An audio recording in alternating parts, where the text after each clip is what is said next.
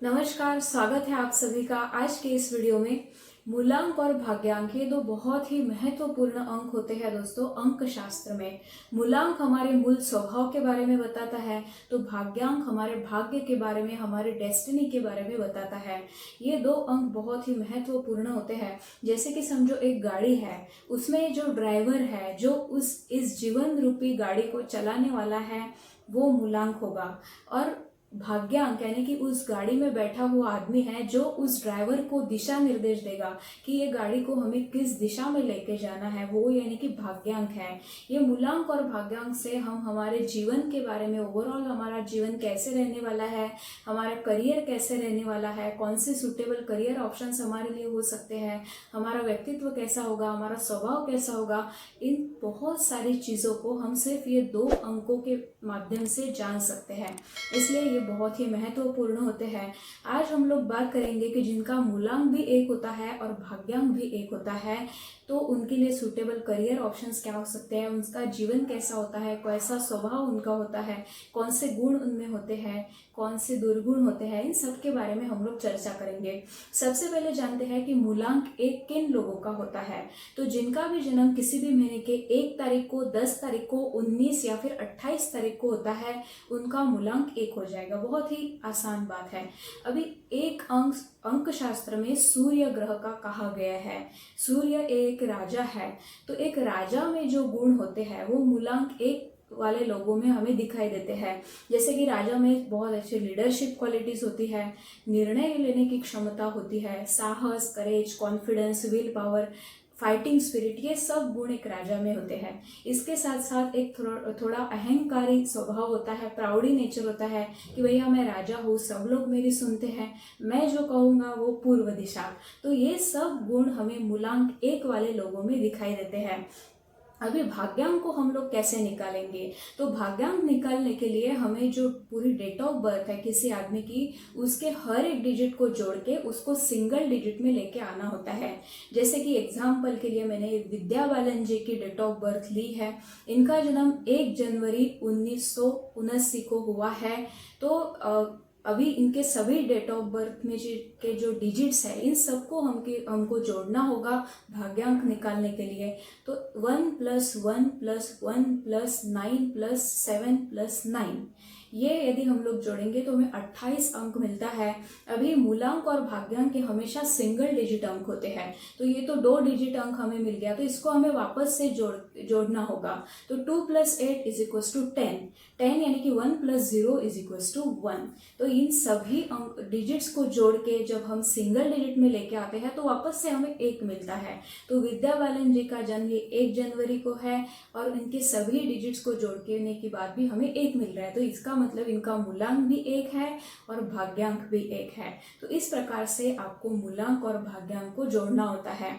अभी मूलांक भी 1 है और भाग्यांक भी 1 है, तो अभी जो मैंने गुण आपको कहे वो सब गुण 2 गुना हो जाएंगे। ये सब गुण और ज़्यादा बढ़ जाएंगे, जैसे कि अहंकार बढ़ जाएगा, लीडरशिप क्वालिटी, साहस, courage, confidence, will power, fighting spirit, ये सब उनके पास बहुत ज़्यादा मात्रा में इस आदमी के पास होंगे। अभी ये लोग, जैसे कि सूर्य इंडिपेंडेंट होता है, तो ये लोग किसी के अंडर काम करना इतना ज़्यादा पसंद नहीं करते। तो ज़्यादातर बार ये देखा गया है कि ये लोग अपना खुद का व्यवसाय करते हैं। जैसे कि पिछले वीडियो में हमने बात की थी धीरू भाई अंबानी जी की, उनका भी मूलांक 1 था और भाग्यांक 1 था। तो बहुत ही सफल व्यापारी वे बने और उन्होंने शून्य से शुरुआत की थी। उनको कोई ऐसा फैमिली बैकग्राउंड नहीं था।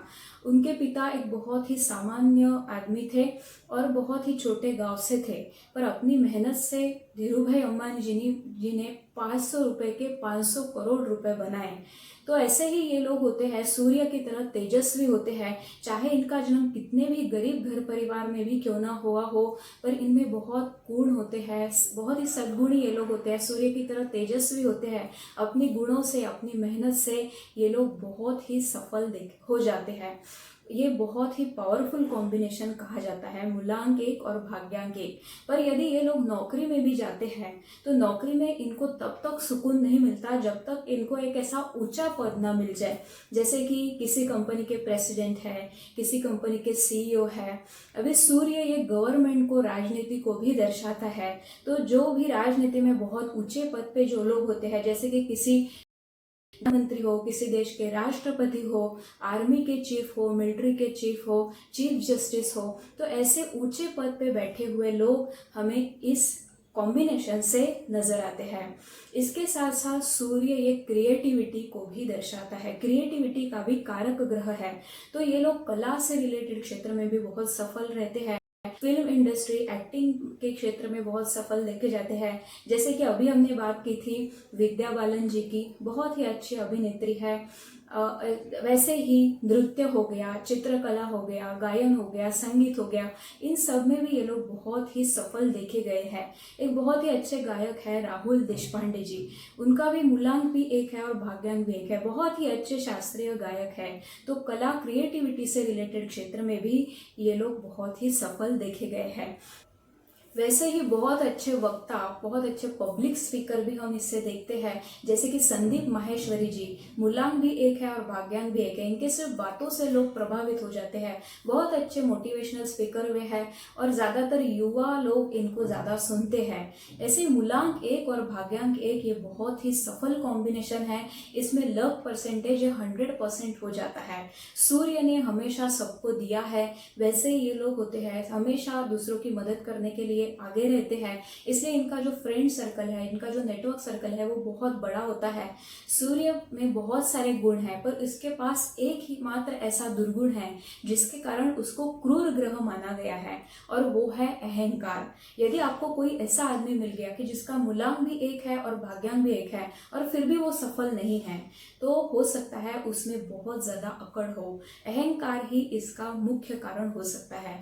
वरना मूलांक एक और भाग्यांक एक ये बहुत ही सफल कॉम्बिनेशन है। ज्यादातर सफल लोग ही आपको इस कॉम्बिनेशन से मिलेंगे।